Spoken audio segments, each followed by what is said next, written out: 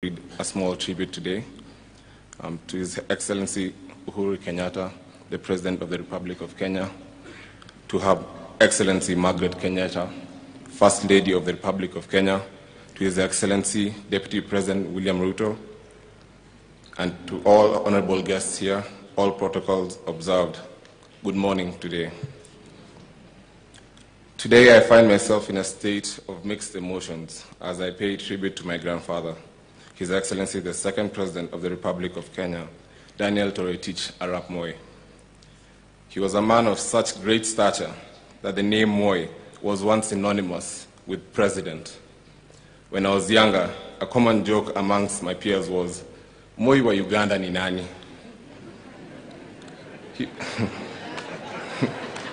Yes.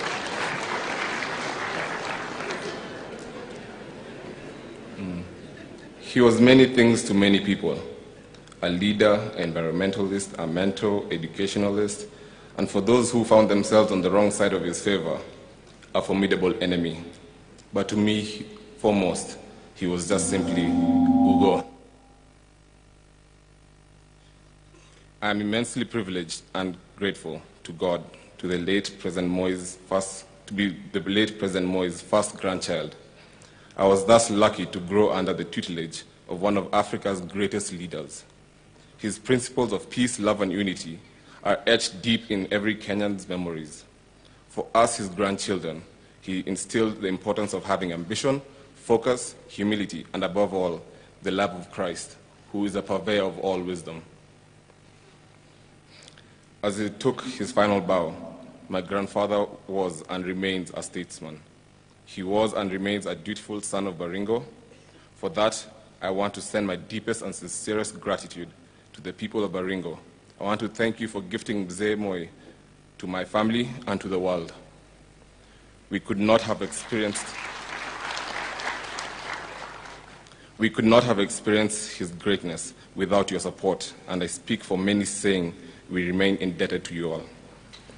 President Moi understood that education is a great equalizer and wielded it as a powerful tool to empower Kenyans. Having had to make long treks from Sacho to Kapsabet to get an education, he made it his personal goal to set up as many schools as possible to encourage school attendance through such initiatives as the famous Maziwa ya Nyayo program. True to his program to self, many rural parts of this country were opened up by schools. It is not lost to us, the people of Baringo, where we have one of the highest numbers of schools per capita, how important these schools have been in launching us to the national scene. His legendary spirit of Harambee encouraged the sprouting of several institutions of learning, as well as having the effect of fostering unity amongst communities.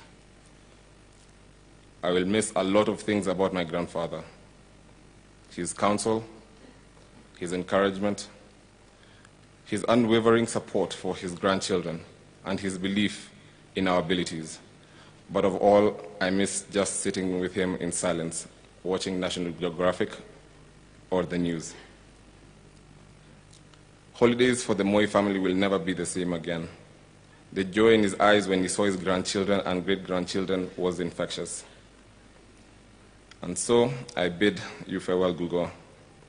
I am happy in the faith that you are now in heaven with Christ Jesus, and also together with our late Gogo Lena, with my late father Jonathan, and with our late cousin Kiprono.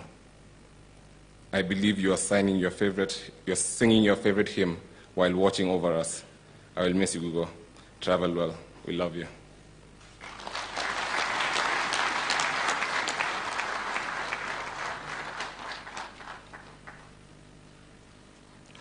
Thank you.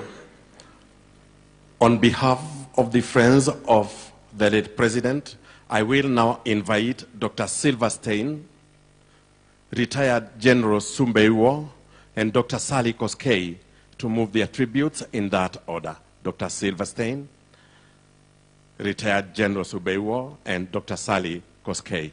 Karibu.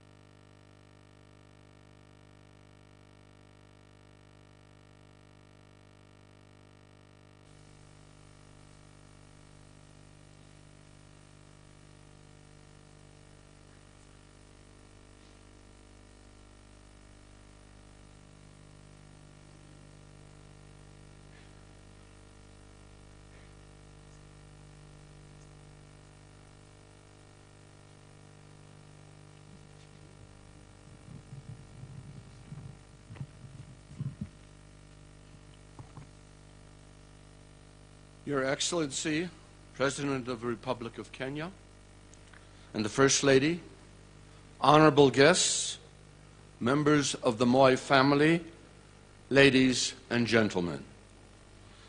I am humbled to be accorded the honor of speaking to you about our patriarch, His Excellency Daniel Toretich Arap Moi, who was also my patient and my friend.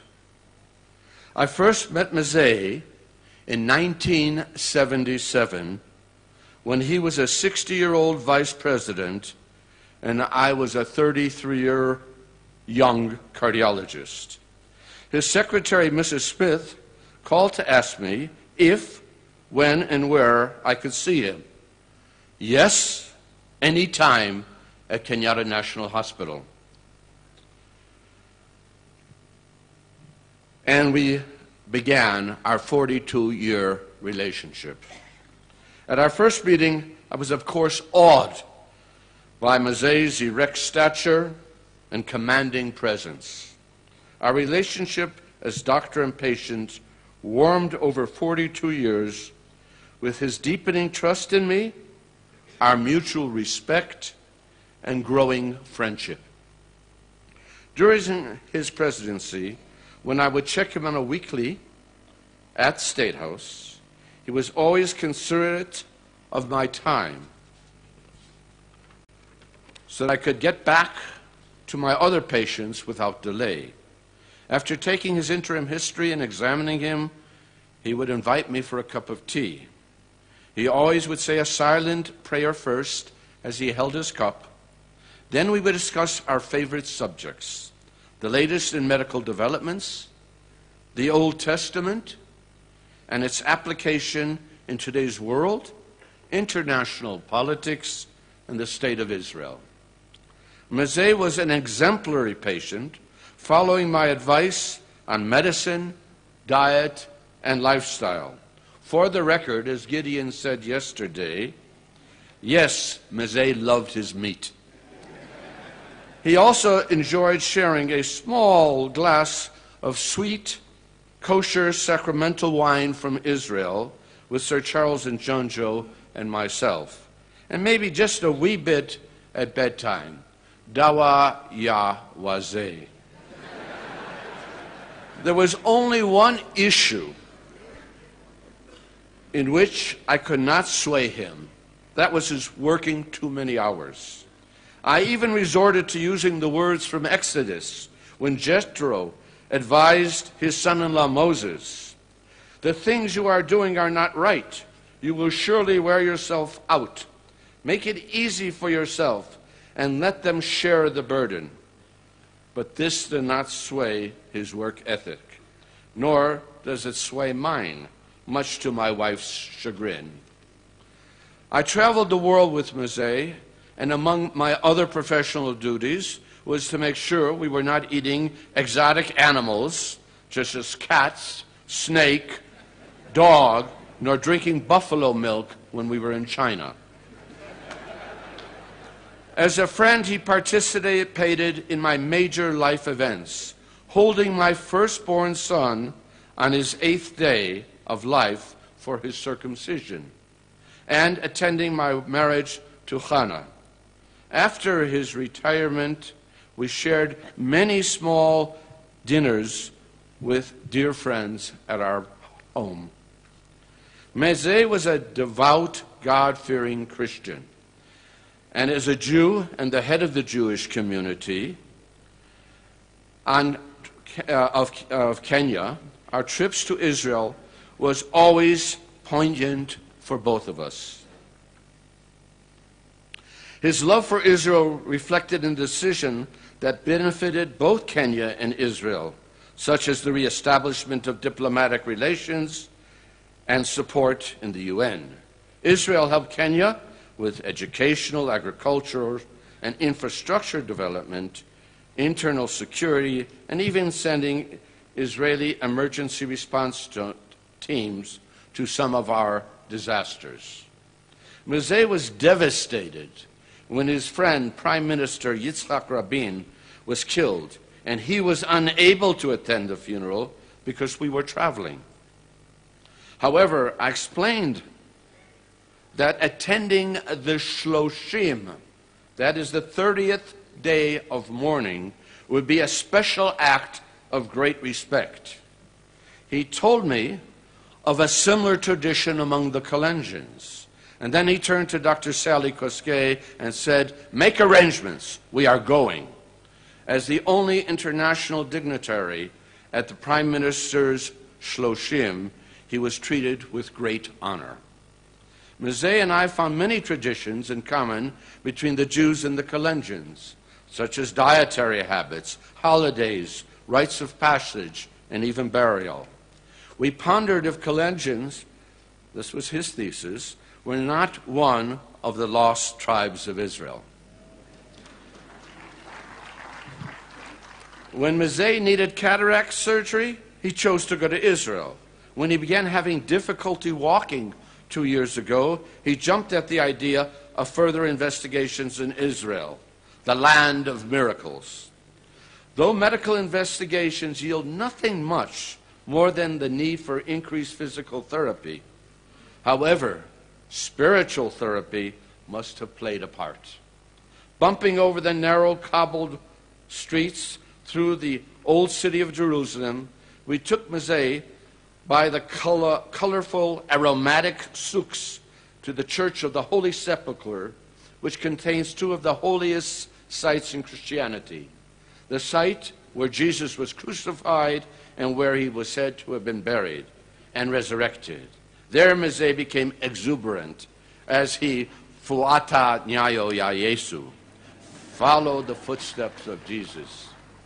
Touching the stone where Jesus was laid out after his crucifixion, he called out to me, "Daktari, Angalia, Yesu, alikahapa hapa," as he touched the stone with great excitement.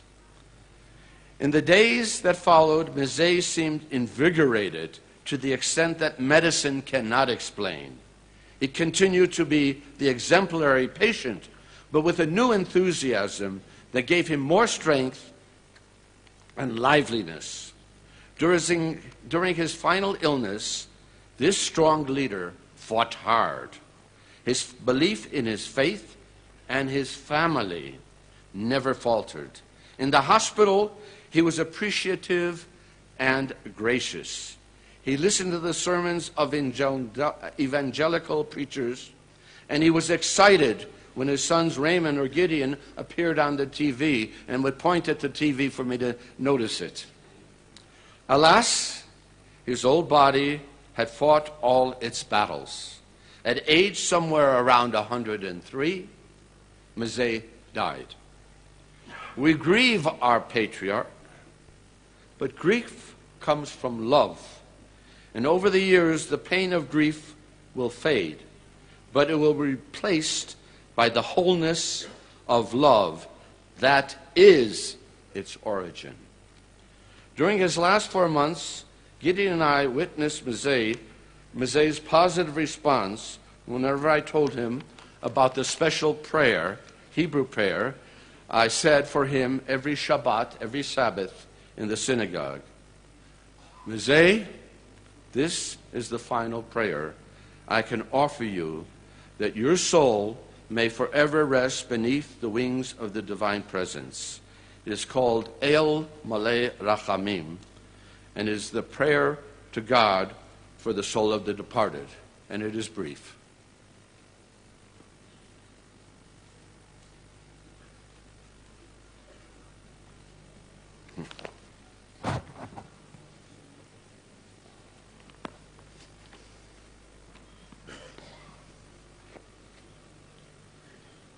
El Molei Rachamim, Shochen Bamromim, Elohai Shlichot, Chanun V'Rachum Erech Apayim, V'Rav Chesed, Hamsei Kaparat Pesha, V'Hakravat Yesha, U'Menacha Nechona Tachat Kanshvei HaShchina, B'Mahalot Ketoshim U'Torim, Kazora Haraki Amazirim et Nishmat Mizeh Daniel Toretich Arap Moi Shalach Liolamo Ona Balarachamim Zachro Lo Letova Kol Zichyotav Etzitkotav Ba'atzot HaChaim Uptach Lo Sha'arei Tzedek Va'ora Sha'arei Chemla V'chanina Beseiter Knofecha Tastireo Liolamim Utzror Betzorah Chaim Et Nishmato Adonai Hu Nachlato V'yanuach B'shalom Al Mishkavo V'nomar Amen. For those of you who do not know Hebrew, God, who is full of compassion and who dwells in the heights, God of forgiveness, who is gracious and merciful, slow to anger, and abounding in loving kindness, may He grant pardon of transgression, nearness of salvation, and perfect rest beneath the wings of the divine presence in the exalted places among the holy and pure, who shine as the brightness of the sky, to His Excellency Mizeh Daniel Toretich Arap Moi, who has gone to his eternal home.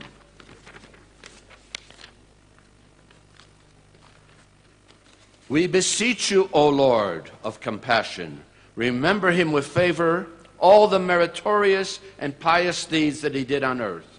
Open for him the gates of righteousness, the light, the gates of pity and grace.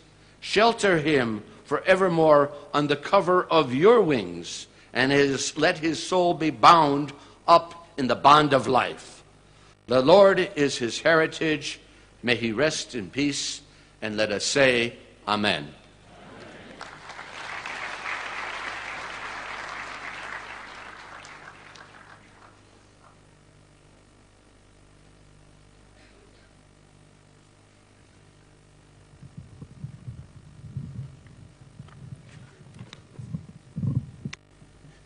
Your Excellency, Honorable Uhuru Kenyatta, President of the Republic of Kenya, First Lady Margaret Kenyatta,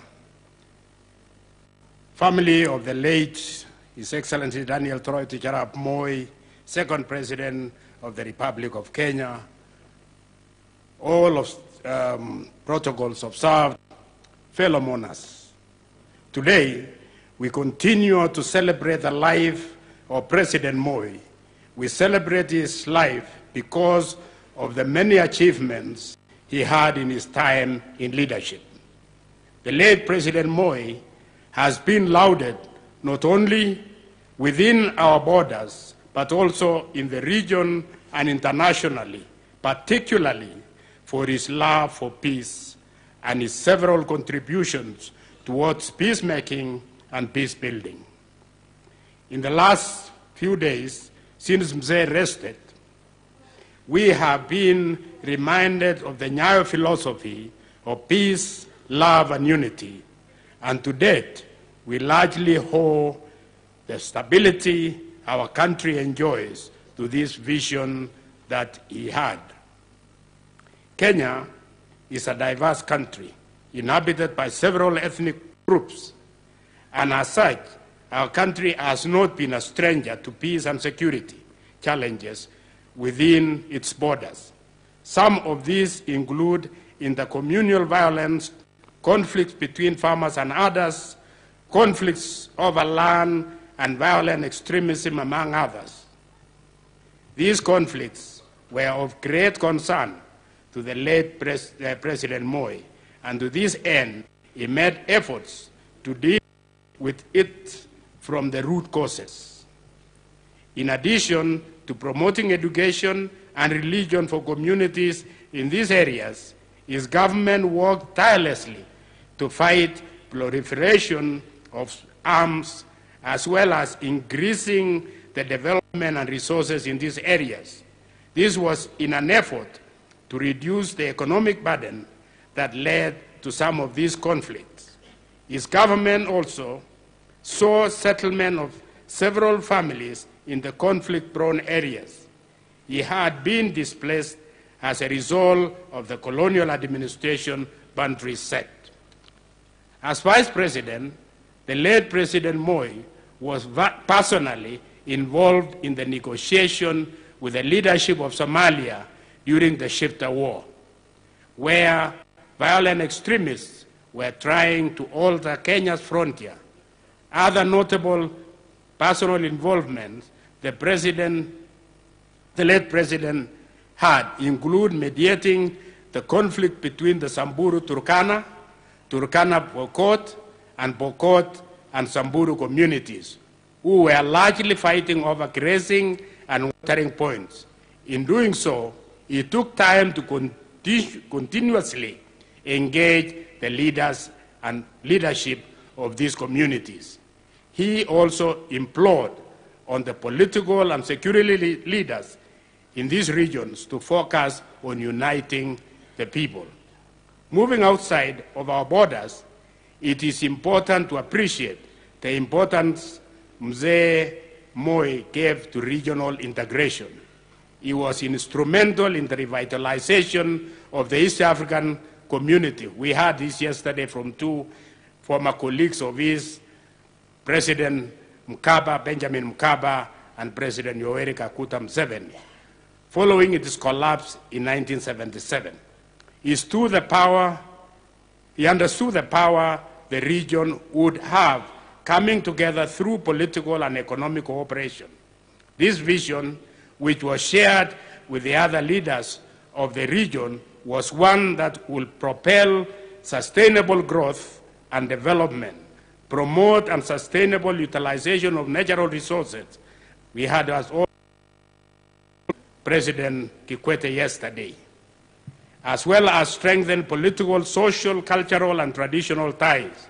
Mzee Moi also believed that unified region will promote peace, security, and stability within, leading to prosperity for its people. Fellow mourners, late President Moi was also well known for his efforts in the promotion of peace and security in the wider region. It is during his tenure as president that Kenya began asserting itself through its foreign policy as a regional leader on peace matters. Mzee Moi was one of the founding fathers of the Intergovernmental Authority on Development in 1986. And as a negotiator and mediator, he was principally involved in negotiating and mediating the conflict in the Sudan and later in South Sudan, which led to the comprehensive peace agreement that was signed in 2005. And those who remember this very well was that he entrusted this task on me and kept on urging me to ensure that before he leaves office, South Sudan was free. And it was the most difficult task I've ever undertaken other than fighting a war.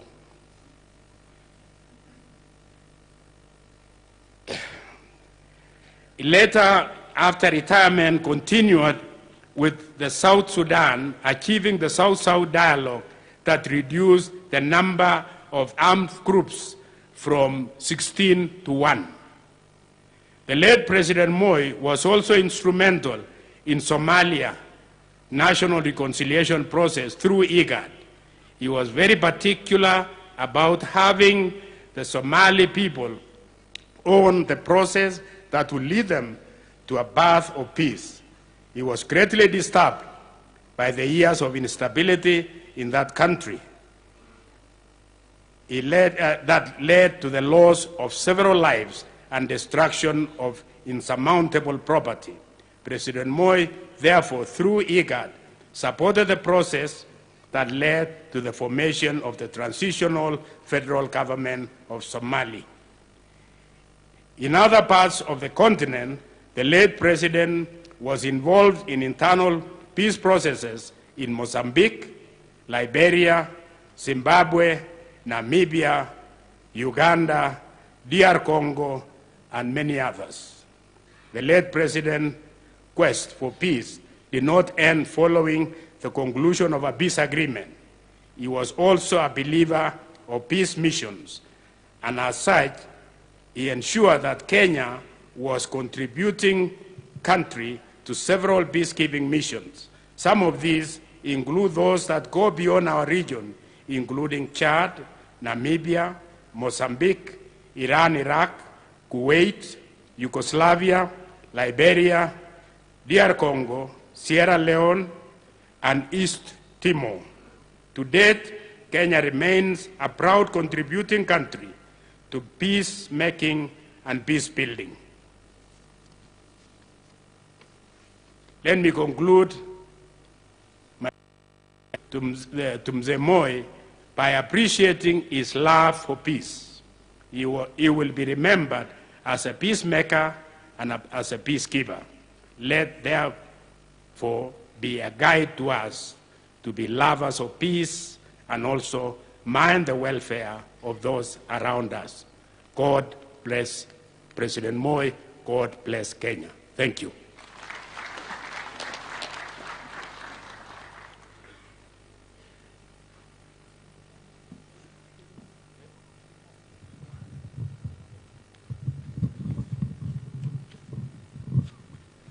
Your Excellency, the President of the Republic of Kenya, First Lady, Mama Ngina Kenyatta, Deputy President, former Prime Minister, Speakers, Chief Justice, and the Chief of General Staff, family of President Moi, Excellencies, ladies and gentlemen, I have my own condolences to convey to the family of the late President, but I also carry a lot of messages of condolences from around the world, from people who interacted with the President and could not get in touch directly with the family. This I will present to you at a later date.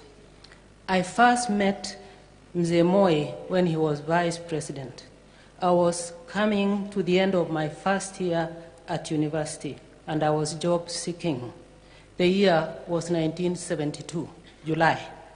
I was struck by his humility.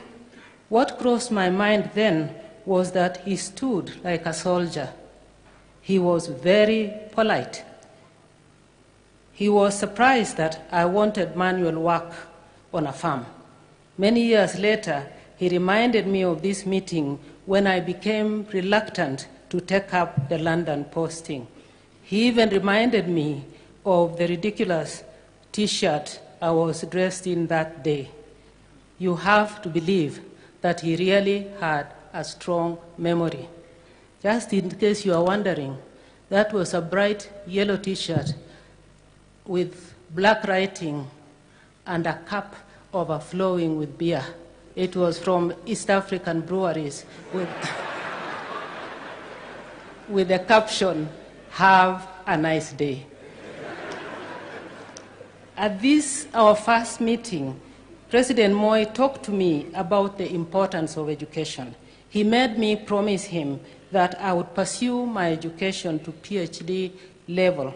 I therefore was not surprised that he paid so much attention to education when he became president.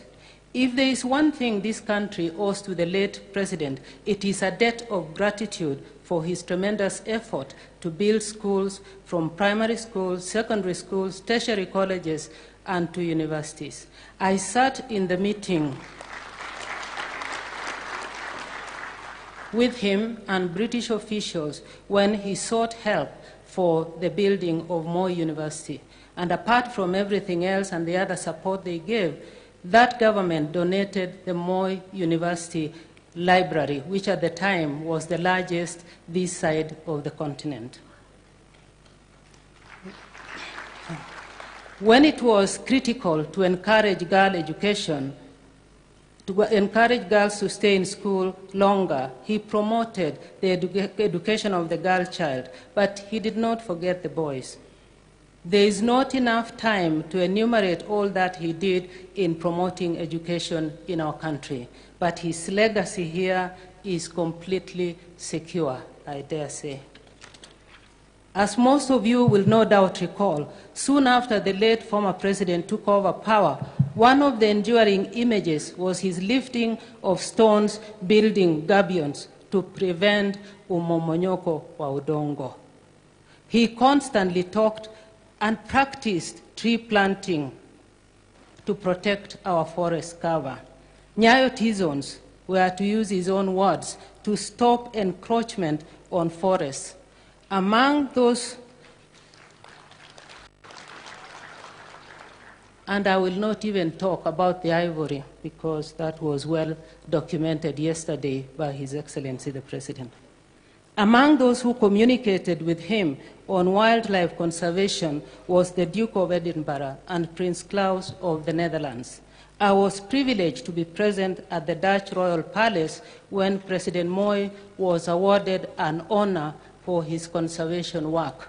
I wonder whether we will do one posthumously. President Moi was a serious advocate for the United Nations Environment Programme. If he was addressing the Earth Summit in Rio de Janeiro or just addressing the UN General Assembly, he spoke of UNEP and its work. I followed it because my initial appointment as ambassador was as the ambassador to UNEP to replace the first one, big sister Margaret Kenyatta. He did not only believe in the environment, he lived it. For us in the Foreign Office, on foreign trips we carried recordings of wildlife, football, and songs of praise for his downtime. Later, the National Geographic television channel helped us. I have only listed a few examples from this area, but the history is much richer than this. President Moi always made it known to us that if agriculture failed, the government budget could not be balanced. He was unhappy at the IMF insistence that Kenya stop supporting farmers by extension workers. This was part of the structural adjustment program and also part of the change in the political climate in the world after the fall of the Berlin Wall that saw any assistance to our type of economies not forthcoming while being accused of all manner of things and not actually calling the spade at a spade and agree that they were not giving any assistance. It's easy to accuse you of being corrupt when they don't want to help you. He was a serious farmer and put a lot of food in the national food chain to the end. President Moi was respected internationally, even by those who did not like his policies. He was as comfortable with Prime Ministers Margaret Thatcher, John Major, as he was with Chancellor Helmut Kohl, President Francois Mitterrand, and later Jacques Chirac of France, and of course, all the Israeli leaders.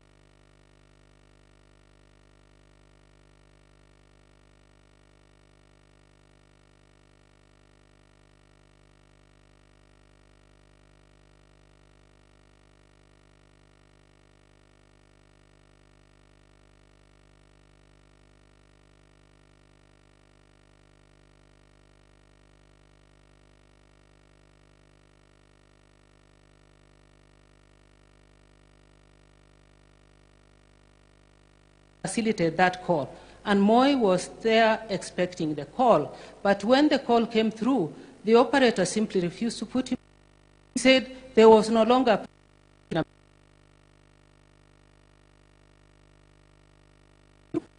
the Americans go to the switchboard.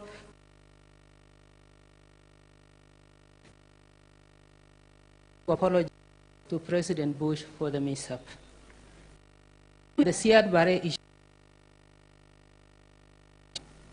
Say nothing of the Sahrawi problems and Congo, where other leaders refused to come with us, and we thought we were going to perish in the Congo forest, when all the four who had agreed to go on a delegation to Badolite to see Mobutu, to ask him to share power, simply fell off the radar screen, and it became President Moi alone who actually went.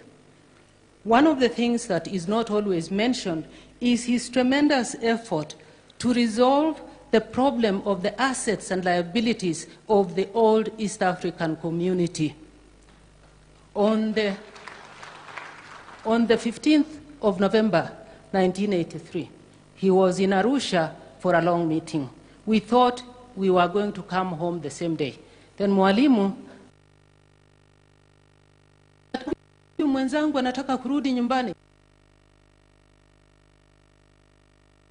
Ended up sleeping in Arusha with no clothes to change into. But nevertheless, actually, we didn't need to sleep because the meeting ended at 1 a.m.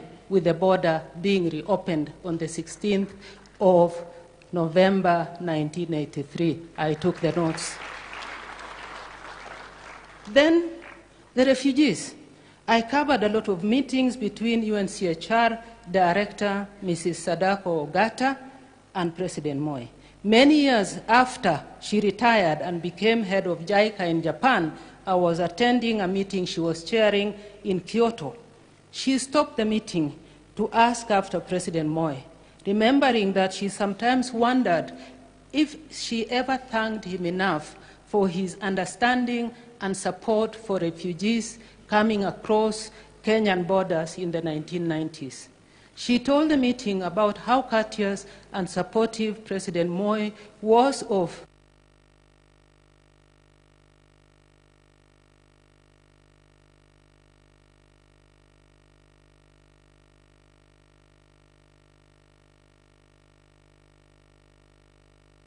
immunization. In foreign affairs, for 10 years as PS, I spoke several times with the Comptroller of State House, Head of Public Service, the PS in charge of internal security, Intelligence Chief, and often with PS Finance, and also regularly with the President's personal assistant. Intelligence and security meetings were held regularly. I also had to speak to the President almost every day, at times extremely early in the morning, of great interest in foreign affairs. Mzee Moi accorded me the honor of being his head of public service and secretary to the cabinet. By this time, I had a very good working relationship with my colleagues, the permanent secretary. I can tell you, Mzee Moi did not tolerate personal disagreements at this level. We just had to get on well and get on with the job. It was within this group and with the Chief of General Staff that if there was need to talk the boss out of something or convince him of something, a delegation was sent to him at 6:30 in the morning. He was always a step ahead, but would receive us sometimes in a very tense atmosphere. It was not always easy, but he listened and took us seriously. When I first joined this group on my appointment as permanent secretary for foreign affairs early 1992, the politically noisy year, I was sent with 2 other people with a message to HE, as we refer to him. It was a very steep curve. We were to tell him that the fighting Maela, it appeared, was not ending and that the military was willing to step in to help. I happily went and was surprised when I found myself alone before the President. He listened to me silently and patiently. I promised enthusiastically to return the following day with my 2 colleagues. he said nothing. The police were able to contain the fighting by the end of that day. I didn't even notice. But I went back as I had promised the president. My 2 colleagues did not show up as they had told me. The president decided it was time to educate me. He explained what it meant for the military to come out and take over what police should do. A military coup or what? He asked me, and I shriveled. I was sent on several other missions, often with some colleagues, but somehow I ended up as the one to speak up. Soon I learned that some of my colleagues found it easier to send me on these rather dangerous missions because they understood the cultural background of our boss. He was not going to shout at a woman, especially one considered young enough to be his daughter. I also soon learned how to recognize signs of displeasure. If he called me Daktari, I was okay. Seli was my official name, so that was fine. If he received me with Lakwani, which means child, in his softest voice, I knew I was in deep trouble. If he was really angry with me or my message, he sent Joshua Kulei to tell me, or I just stayed away. I went underground until he looked for me. I did this a couple of times. But as senior civil servants, we worked closely, consulted each other, and made our work easier. We, in fact, became big consumers of intelligence, and we debated with each other every day on everything. But everything had to be confidential. Leaking of information was out of the question. So, although President Moi worked closely with politicians, he managed the affairs of state with his civil servants. Some ministers did not always appreciate this and gave us grief, but we could not tell them what we had been told to do. If you are a civil servant, you are well advised to stay out of controversy with politicians. He would quietly protect you if he knew you are being attacked unfairly, but he preferred that you did not pick up fights with politicians. Except on very rare circumstances, civil servants, except for those who worked at State House, were not found at State House in the afternoon. Civil servants took up the early part of the morning. Mid-morning to afternoon was left for politicians and other private contacts we didn't need to know. Mzee was very kind, but he could be very curly if one did not act professionally. One day in October 2002, it was agreed that in my little group of 6 people overseeing political power shift, that we should let the president know that his party was not doing so well. 3 of us went to see him. When we were let in, we faced a really hostile reception. I thought I could see smoke coming out of his ears. He said, "Yes." Then slowly I noticed his countenance change. Then he calmly asked me, "Daktari, who did you come with?" When I looked behind, I was alone. My colleagues had fled. I think he took pity on me, invited me to sit down, and I gave him the 2 possible speeches for Uhuru Kenyatta to make. One, if the election outcome was to be different from what the president expected, and the other, just in case things worked his way. He accepted the speeches, he put them in his cabinet, and then asked me questions about how we arrived at that. We had a long conversation. 2 months later, we were in Washington, and President G.W. Bush, number 43, asked him who he would be handing over power to. He calmly said, "May the best man win." President Bush answered, "What about may the best woman win? What is wrong with Sally?" We all laughed. he told him she's not a politician. We knew, and President Moi knew, that we were there to help achieve a smooth transition with the help of our friends out there. When President Moi was sworn in for his last term in office, I drafted his speech on his instructions.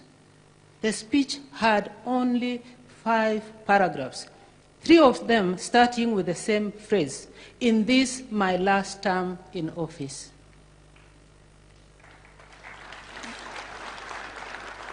His name was not also on the ballot paper in 2002.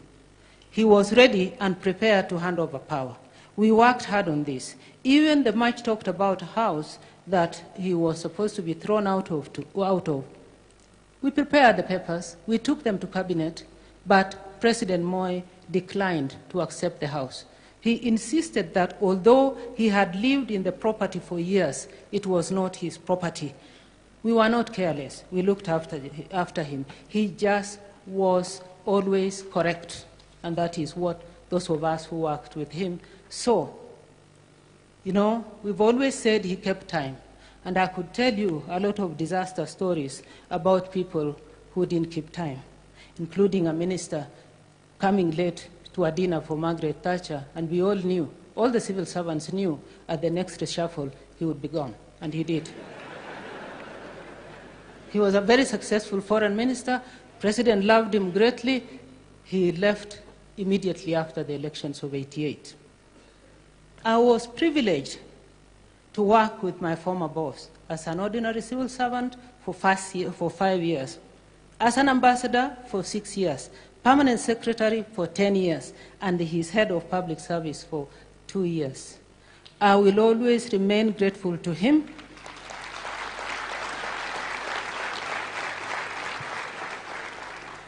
I will always remain grateful to President Moi for his generosity, support, professionalism, and above all, respect. After his retirement, his doctor and the man he referred to as my brother, Honorable Charles Njonjo, and their families ensured that we all got together often.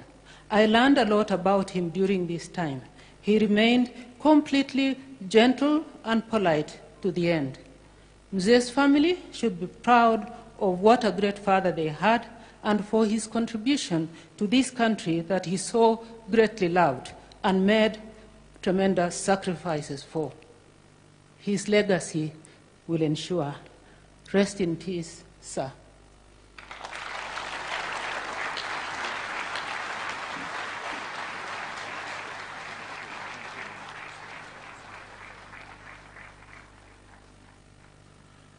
And sir, before I hand over the microphone and the program to Honorable Salat, the family has requested that I invite 2 more tributes from Dr. Caroline Karugo and Philip Like. Dr. Karugo and Philip, kindly.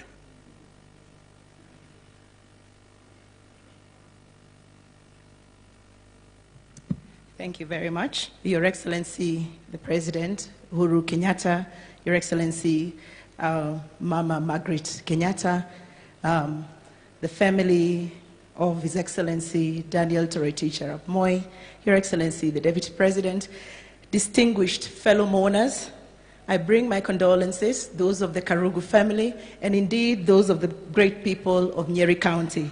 I'm deeply honored this afternoon to speak on behalf of the millions of the Nyayo era children, or those who we call ourselves Watoto wa Nyayo. I was a little 8-year-old girl when I met a man with a tall, towering frame, a man whose presence was as intimidating as it was friendly, a man who held the highest office of the land, the President Daniel Toroitich Arap Moi. I was a lucky child to be picked through a rigorous selection exercise to welcome President Moi to my home district, Nyeri, and specifically to the Kiganjo Police College. My duty at that tender age was to hand him flowers in our honored tradition of welcoming dignitaries home.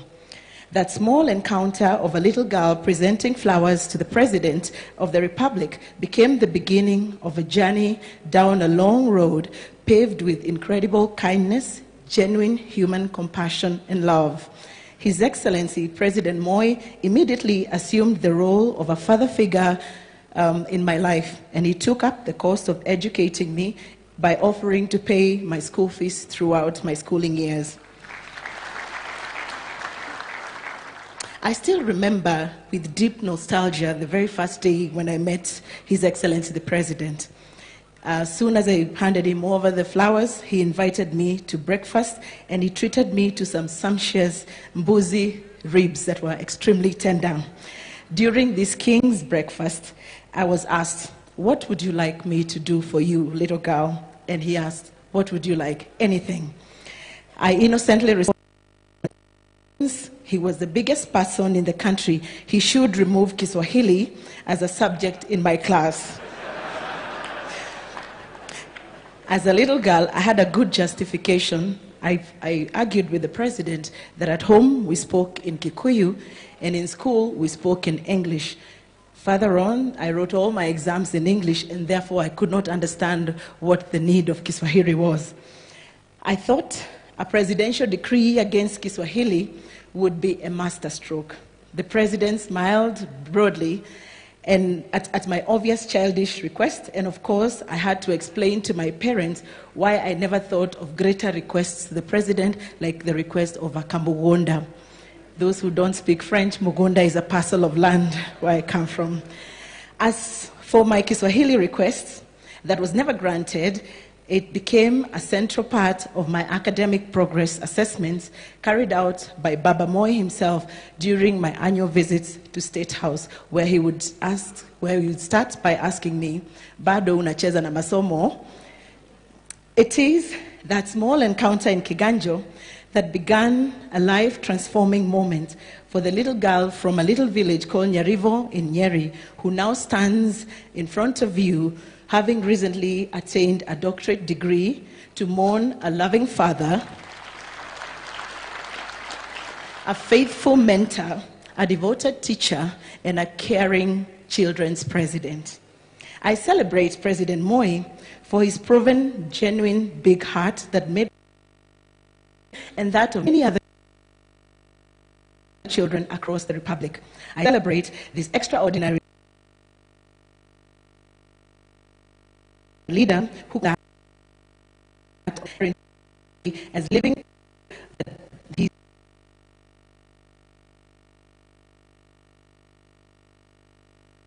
he called him, today rests in absolute peace.